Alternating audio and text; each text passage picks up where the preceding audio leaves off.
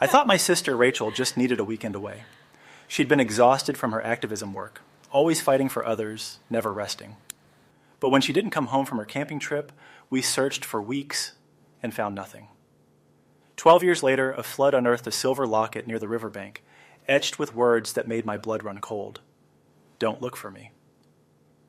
In 2001, I was 32, a mechanic with a bad back and a toolbox that smelled like gasoline and hand soap.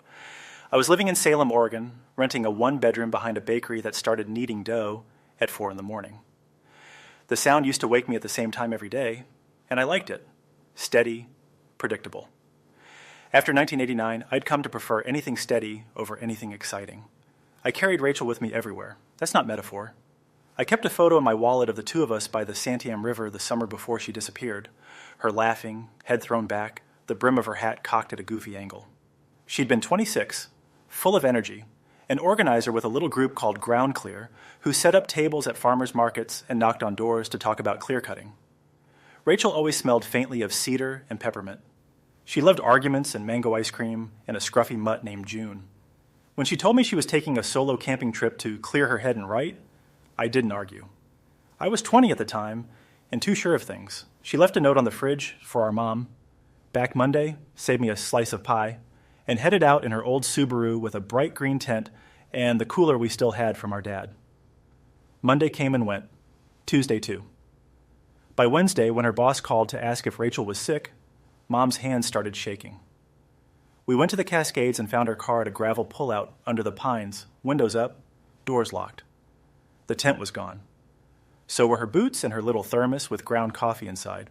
There were no signs of a struggle. The sheriff told us not to panic. People go walkabout, he said, as if the word made it less terrifying. She'll come back. She didn't. The search that followed swallowed our lives. Volunteers combed the trails. K-9 teams sniffed.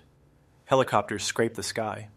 One of Rachel's friends from Ground Clear, Olivia Park, with long dark braids and a scar on her chin, stood at our kitchen table every night with a map, stabbing little pins into it and refusing to drink anything but water. Leads came and went like summer storms. A fisherman thought he'd heard a woman shouting near a bend in the river. A hunter found a boot print that looked womanly. The sheriff's office followed up on each one, but nothing stuck. Weeks became months. People who knew Rachel whispered their theories. She burned out and ran. She'd been threatened by men from a local logging outfit, and maybe they'd made good on it. I learned how quickly compassion turns to gossip when a mystery drags on. By the end of that year, our mother had learned to answer strangers who called to ask questions, and I'd learned to pretend I wasn't angry.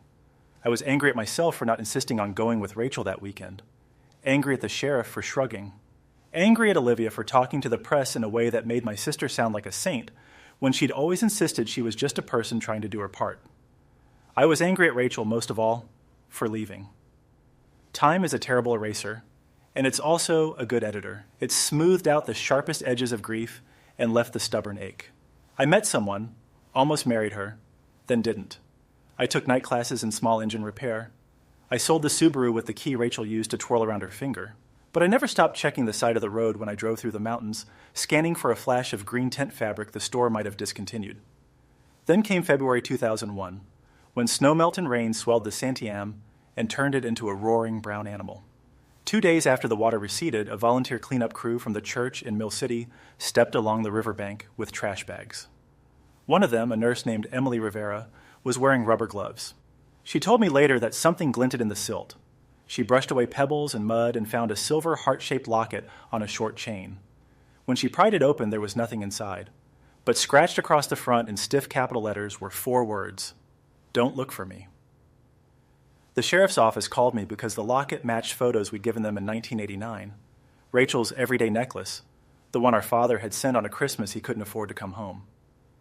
I held it in the evidence bag and felt like I had when I was a kid, catching a snowflake on my tongue and feeling it melt. It was Rachel, and it wasn't.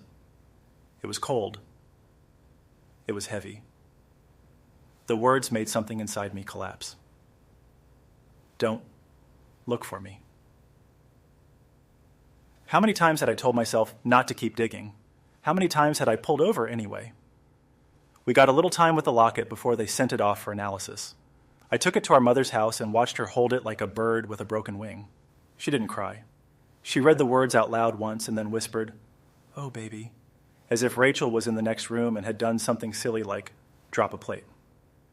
2 weeks later, the forensic report came back. The chain was intact, but tarnished almost black. The hinge had grit in it. They found tiny grains of river sand packed into one crease so tight it had to be pried with a needle. The locket hadn't been floating loose. It had been buried. The scratches were new relative to the piece itself, more recent than 1989. That didn't mean much, the tech explained.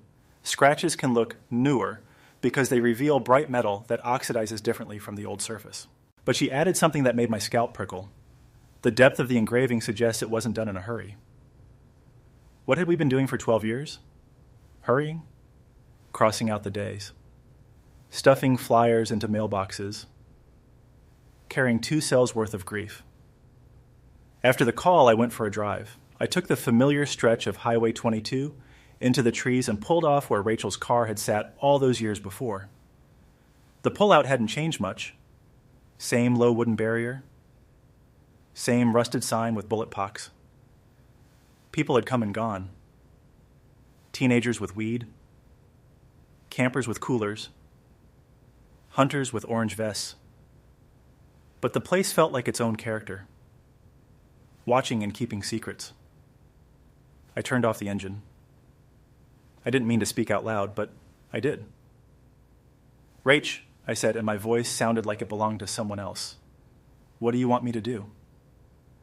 The river hissed far below, a bird called once and then again, and because grief makes you superstitious, I took the bird's second call as an answer. One more try. That night, I wrote Rachel's name on a legal pad and underlined it twice. I made a list of the people who had touched our lives during the search and the ones who'd stepped away. The locket was a new clue, but it needed context. Buried in the silt, it had been both protected and hidden. Whoever put it there intended for it to be found someday. Or never at all. I didn't know which. I didn't sleep much. The bakery started its mixers at 4. I laced my boots and decided where I'd start. I started with Olivia Park. Olivia had been Rachel's closest friend and co-organizer. In 1989, she was 24 and fierce, with tape on her glasses and a way of making you feel like you could do big things if you just focused. By 2001, she had 2 kids and worked for the county parks department. She lived in a rental duplex on the edge of town with a yard overrun by dandelions and a stack of plastic buckets by the back fence. She answered the door in sweatpants and a t-shirt with a faded Ground Clear logo. We hugged, awkward as people who share a wound but not a life. "I heard about the locket," she said before I sat. "I wondered how long it would take for you to come see me." I told her about the scratches, about the fresh look of the letters, about the sand packed into the hinge. I pulled a photocopy of the front and back out of an envelope and slid it across the table. She put a finger on the words like she was teaching a child to read. "Don't look for me," she read. "That doesn't sound like Rachel." "I know." Olivia sighed and went to the fridge. "Coffee?" I nodded. As the machine rumbled, I looked around. The bulletin board in her kitchen had a calendar with PTA meetings circled, a grocery list with peanut butter and apples, and a photograph thumbtacked at the bottom. A group shot of a dozen young people at a table, hand-lettered signs beneath their forearms. Replant. Listen to the land. You aren't above this. Rachel was there. Right in the middle. Smile tight the way it got when she was guarding something tender. Her locket sparkled, barely, against her collarbone. "You kept organizing after she disappeared," I said. "Until I couldn't," Olivia answered. She poured coffee, then sat. "People move on. The people who don't get weird. And I couldn't fix what happened to Rachel, so I got a job where I could at least make sure picnic tables got repaired before they collapsed." "Do you think the logging company had something to do with it?" I asked. It wasn't a new question, but it felt new with the locket between us, like an extra place setting. Olivia tilted her head. "Which logging company? There were a dozen, but I know which one you mean. Hale Timber." Marcus Hale. She said the name like she was spitting out a hair. I'd heard the name. Everyone had. Marcus Hale had been loud at the town hall meetings, loud on the radio, loud in the bar after Friday night high school football. He called activists kids and kooks and job killers. He'd stood inches from Rachel once, his face flushed, his hat pulled low, and told her to stop ruining people's livelihoods. Rachel had told me she wasn't scared, and I hadn't believed her. "What about him?" I asked. He left town in the late 90s, Olivia said, but not before there was a fire at one of our storage sheds. We kept pamphlets there and tapes and a few boxes of articles Rachel was collecting on smaller operators dumping waste near the river. She believed the big companies were easy targets because they had to clean up when people looked. The smaller outfits did the real damage in the back roads. Marcus knew she was getting close to something. He laughed it off, said she was obsessed. Olivia looked at the photocopy again. That's why I want to tell you something I should have told you then, but your mom had that look, and you had yours, and I convinced myself it wouldn't matter. Tell me, I said. A week before she disappeared, Olivia said, Rachel mailed 2 letters and a cassette tape to a P.O. box in Staten. She asked me to do it because she didn't want anyone at the Salem office to know. She paused. The box was in your father's name. I felt a strange, half-cold rush through my arms. Our father had left when I was 2. He sent the locket that first Christmas, and then a postcard some years after, and then nothing. I hadn't heard his name out loud I couldn't even remember. Why would she use his old P.O. box? Because no one would think to check it, Olivia said. She said if something happened to her, to tell you, eventually. But then she disappeared, and you were so angry I couldn't figure out how to say, oh, by the way, Rachel had a secret drop. I told myself she'd come back for it. When she didn't, I blamed myself for not pushing harder. And nights I still hate myself for it.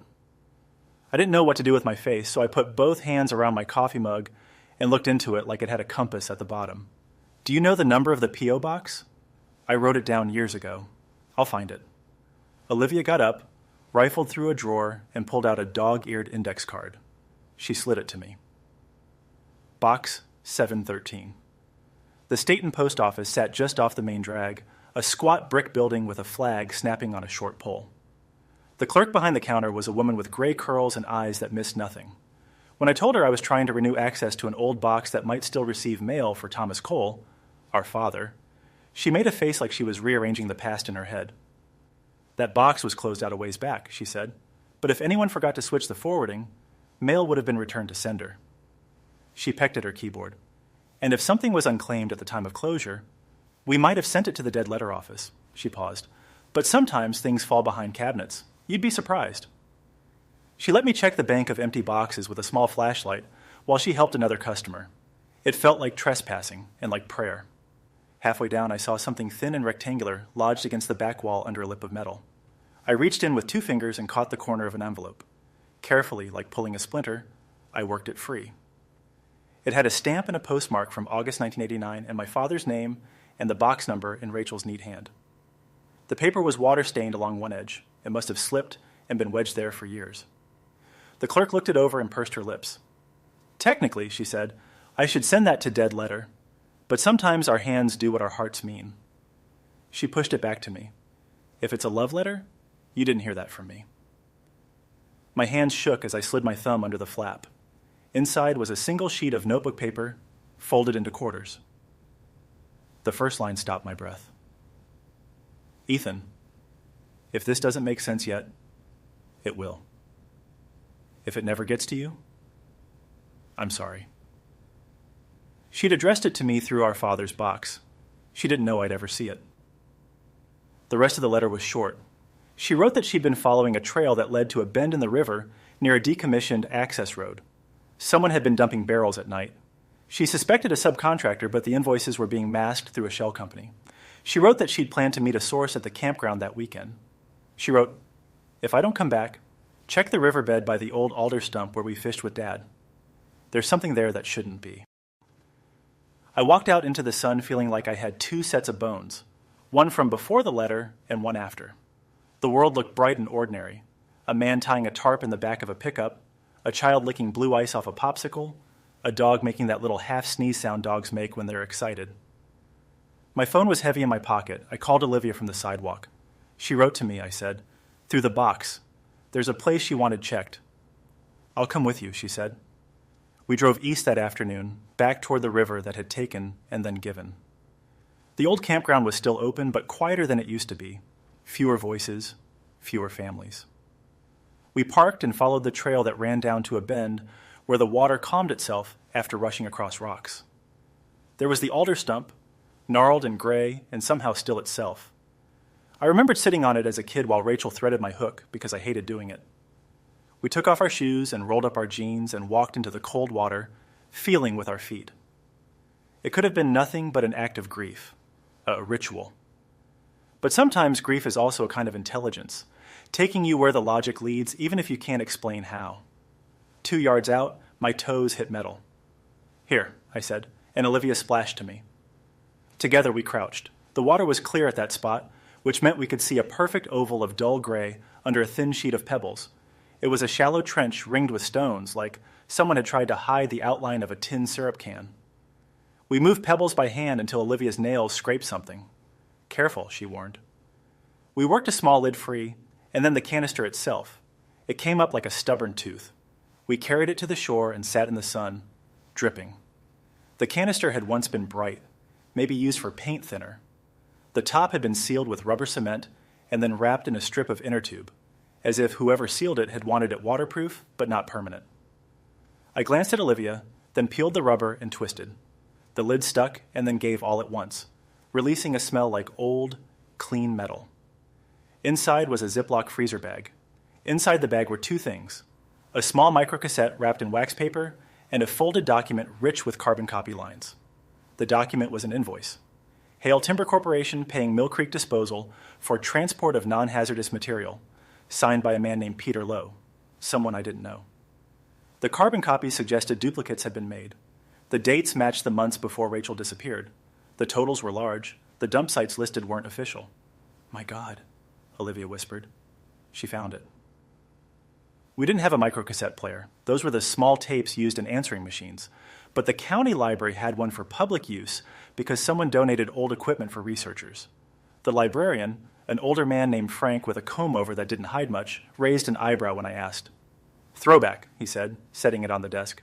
He put on rubber gloves and handled the tape like it was a fragile bird. "Do you have permission?" "It's my sister's," I said. "She's missing." He looked at our faces and kept his questions to himself. He helped us thread the tape. Rachel's voice crackled into the present like it had been caught in a net and pulled through time. "If you're hearing this," she said, "I either chickened out and went to the coast to eat pie, or something went wrong." Her laugh came in short and nervous. "Odds are 50-50. Olivia pressed her knuckles to her mouth. Rachel spoke for 8 minutes. She said the shell company was real. She said she'd arranged to meet a man who'd driven the trucks. He wanted cash and anonymity. He'd talk if she promised to keep his name out of it. "He's scared," she said. "He says Hale Timber will cut him loose if they know he's talking. But he's more scared of the people actually doing the dumping." She named a subcontractor, Santiam Recovery Services, and said the man hinted it was run by someone who used to be a cop. "Tonight I'm supposed to meet him," she said, "near the lower campground. If I don't show up to work Monday, Olivia, don't let it go. And Ethan, if you ever hear this..." She paused, and that pause landed in my chest like a hand. "I love you, kid. Tell Mom there are blueberries in the freezer." There was static, the tape clicking toward its end, and then a faint sound I didn't recognize, a kind of distant grinding like tires on gravel. I looked at Olivia. "Santiam Recovery," I said. "We need to find out who ran it."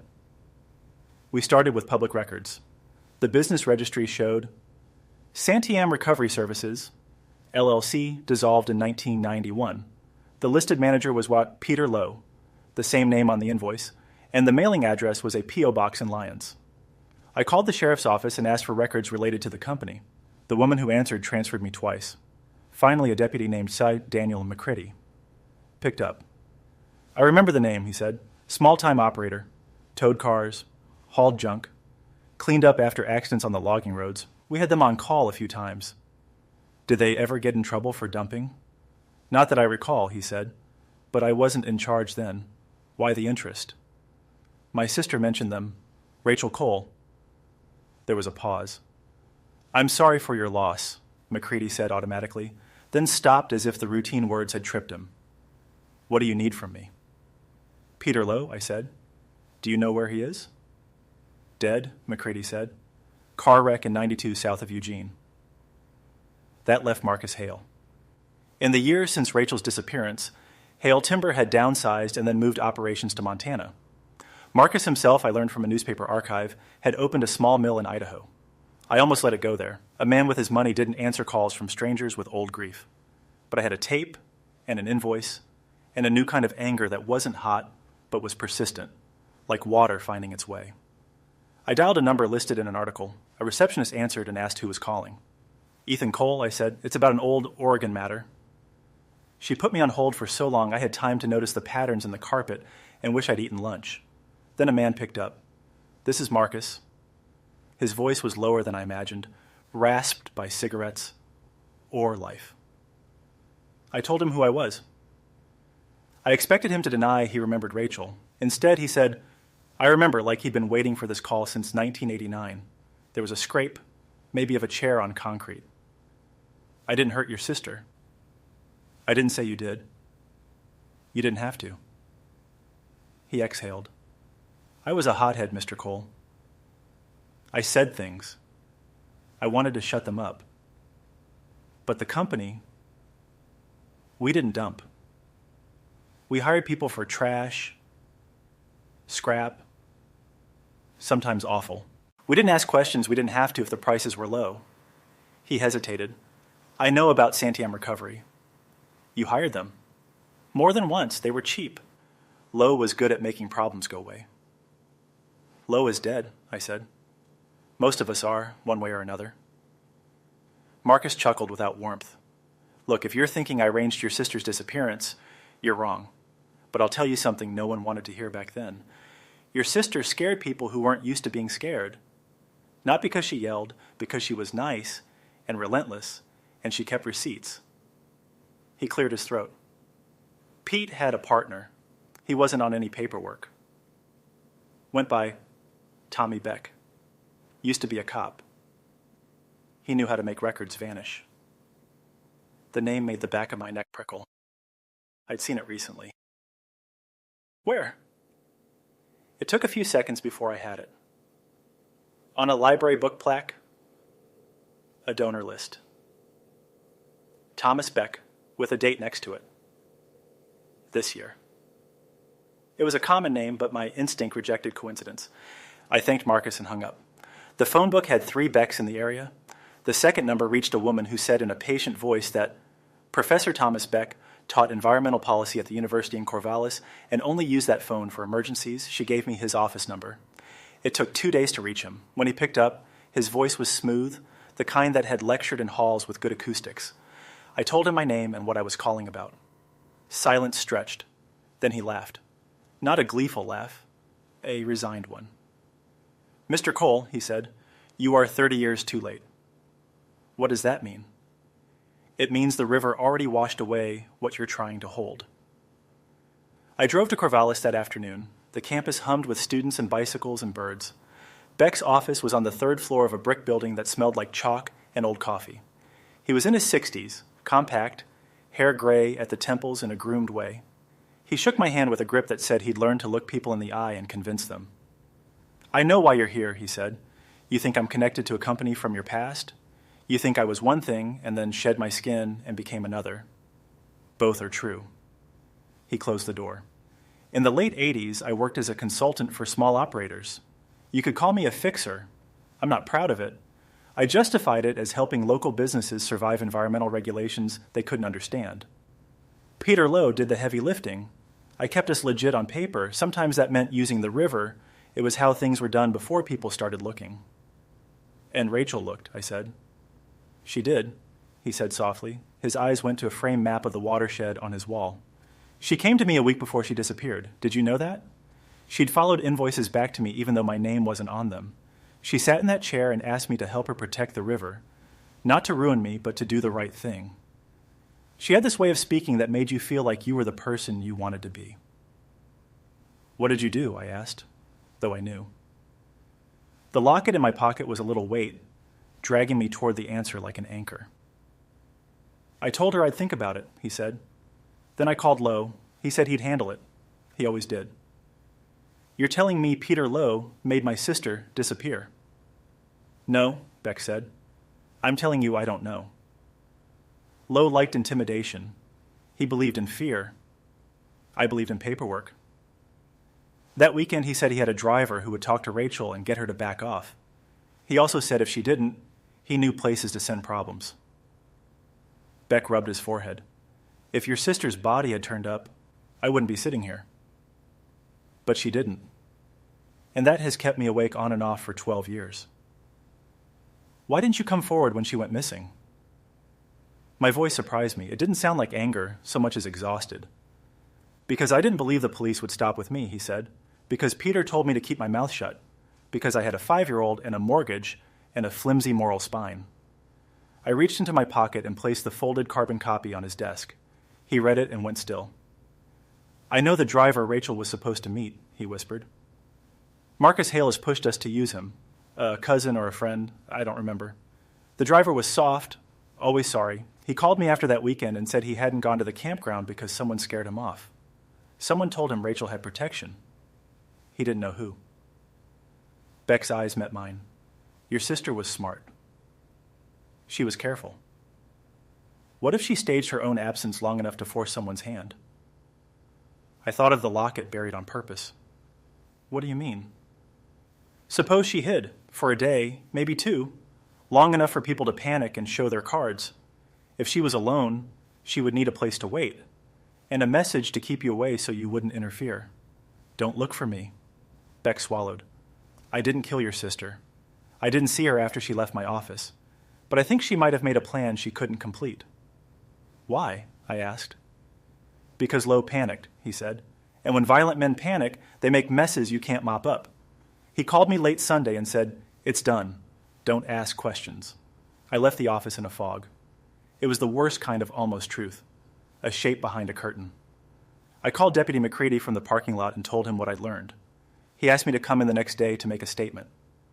That night, after too much coffee and not enough food, I drove out to the campground. The sky was the pale purple of evening. The river had settled into itself again, muscled and calm. I sat on the alder stump and watched the surface for signs. A bubble, a leaf spin, a fish nudge. I tried to imagine Rachel hiding somewhere nearby, listening for footsteps, waiting for a source who never came. I tried to imagine her hearing voices that weren't ours and understanding in an instant that the rules had changed. When I turned to go, I saw something I should have seen earlier. Not far from the stump, a path of flattened brush led inland. Not a hiking trail, a cut-through. I followed it with my flashlight. 30 yards in, the trees opened to a small clearing. In the center was an old fire ring made of stones, and next to it, half buried in dirt, the green corner of a tent. I dropped to my knees and pulled. The ground gave slowly. Someone, years ago, had collapsed the tent and kicked dirt over it. It wasn't Rachel's exact model, but it was close. Inside, under a rotted sleeping bag, was a small waterproof pouch like campers use for electronics. Inside that pouch was a folded paper I recognized by the handwriting before I opened it. If you found this, I didn't make it to Monday. It was Rachel's print. The message on the locket is for Ethan and Mom, so they don't come looking while I'm hiding. Tell them I'm sorry. Tell them I love them. She gave instructions to deliver the invoice copies to a reporter named Nora James. At the Statesman Journal if she didn't show up at work. That name I knew. She'd written a piece about the flood last week. Rachel ended the note with something like a prayer. Let the river tell you where I went. I stumbled back to the car, clutching the pouch. In my head, I heard Rachel's laugh. Odds are 50-50, and felt my heart trying to beat both fast and slow at once. The next day, I gave everything to Deputy McCready, the tent note, the tape copy, the invoice. I also called what Nora James was, who met me at a diner and took notes so fast it looked like shorthand. She'd written about environmental issues for years. She remembered the old rumors around Rachel's case. I was an intern then, she said. I clipped articles and fetched coffee. We all thought she'd gone too far. She tapped the invoice copy with her pen. This is the kind of thing a newsroom didn't have then but could use now. McCready reopened the case. The sheriff's office pulled cellars of old paper. They found that Aish Peter Lowe had been questioned twice in 1989 and released. They found nothing about Thomas Beck, because Beck had never existed on paper in that world. Nora James wrote a Sunday feature about the locket washing up, the tape, and the hidden tent. The story ran with a photo of the river, soft and silver in morning light. The comments were mostly kind. 2 weeks later, a man called the newsroom. He wouldn't give his name. He said he'd driven for Santiam Recovery, once, and carried barrels from a warehouse near an old logging road to a spot marked on a map by Peter Lowe. He said he'd heard a woman on a cassette tape once, a woman with a gentle voice, asking questions about sealed drums. He said Lowe had told him, she's taken care of. He led the sheriff's office to a spot downstream from the campground. Because the flood had cut a new channel, the banks had shifted. Heavy equipment scraped at the soil until metal rang. They pulled up 3 rusted barrels. 2 had holes from corrosion. The third was intact. Behind them, at the edge of the dig, they found bones. The medical examiner did what medical examiners do. Slowly, carefully, like a counterweight to the chaos that brings him work. He matched dental records to a human jaw and told us what we already knew. Rachel hadn't made it to Monday. The cause of death was undetermined because of the deterioration, but trauma to the skull suggested blunt force. The barrels contained industrial solvents and paint thinner residue. The area was cordoned off as a hazmat site. There was a strange relief in the certainty. All those years we'd been living with a noun, disappearance, had switched to another, death. And as ugly as that is, it is at least a word with rituals around it. We held a memorial service at the park. Olivia spoke. Nora came and sat in the back and cried quietly. Deputy McCready stood near the door, the way cops do when they want to be there without being there. Thomas Beck resigned from the university the week after the barrels were found. He made a statement to the paper that read like a confession written by committee. He hadn't known Rachel's fate, but felt morally responsible for creating the system that allowed it. He cooperated with the investigation and testified to his associations with Lowe and Hale Timber. Marcus Haley gave a deposition and said, under oath, that he'd never ordered violence against anyone, but he'd turned away from rotten practices because they made him more money at the time. The state attorney filed charges against no one for the murder because the key players were either dead or outside the clear proof. But the environmental crimes stuck to the companies like oil on feathers. Fines were levied, and a fund was created to help the communities along the Santiam monitor their waterways with better equipment. The sheriff's office returned the locket to us. I held it in my palm and imagined Rachel scratching those words, knowing they would hurt me. I understood why she'd done it. She was trying to protect us while she hid to gather proof. She'd meant to unbury the locket herself and wear it home. I went back to the river one more time, alone. It was a Sunday, sunny, but cool. I sat on the alder stump and talked to my sister as if she were on the next rock. I told her about the bakery. I told her about Mom's new habit of walking the block after dinner. I told her I'd kept the Subaru's key, the one she used to twirl. I told her I forgave her for leaving and asked her to forgive me for taking 12 years to find her. Then I did something I hadn't planned to do. I opened the locket and spoke into it like it was a telephone. We looked for you, I said, and now we found you. Rest. A breeze moved through the leaves and made a sound like somebody exhaling. I closed the locket and put it around my neck. It felt heavy at first and then right. Closure never comes as cleanly as we hope, but it comes in pieces big enough to hold. We buried Rachel's remains where the soil is dark and forgiving, in a cemetery with a view of a town she loved. I stood with Olivia and our mother, who doesn't shake anymore when she says Rachel's name. We released wildflower seeds instead of balloons because Rachel would have scolded us about plastic. People brought stories like casseroles, simple, nourishing things you pass from hand to hand. A month later, Nora's second article ran, this one about the network that made dumping easy in the late 80s and early 90s. Shell companies, friendly ex-cops, wink and nod contracts, rivers that carried away what no one wanted to face. She called Rachel a witness who refused to be quiet and included a clip of the tape so people could hear her voice. Comments flooded in from people who'd been kids then, who remembered their parents' frustration and fatigue during the logging wars, who thanked her for telling a story that didn't make anyone into a cartoon. Marcus Hale sent flowers to our mother with a card that said, simply, I'm sorry. We didn't call to thank him, but we didn't send them back. Deputy McCready, with his quiet voice and careful records, kept digging. 6 months after the barrels were found, he came by the house with a box of items recovered from a different bank a mile downstream. Flood gifts. Among them was a small folding knife with initials scratched into the handle. Peel. He believed it had belonged to Peter Lowe. It didn't matter in court anymore, but it mattered to us to hold the weight of the tools our grief had been shaped by. Sometimes I still drive out to the river in the evening. I sit on the alder stump, though I know one day it will finally collapse into the ground. I wear Rachel's locket outside my shirt and let it warm on my skin. If fishermen or hikers pass, I nod. They nod back. We are part of a long conversation that people have with places, even when we don't exchange words. Here is what I know now. Rachel did not run away. She did not lose herself in the forest. She was not a saint, despite what some people said, but she was braver than I will ever be.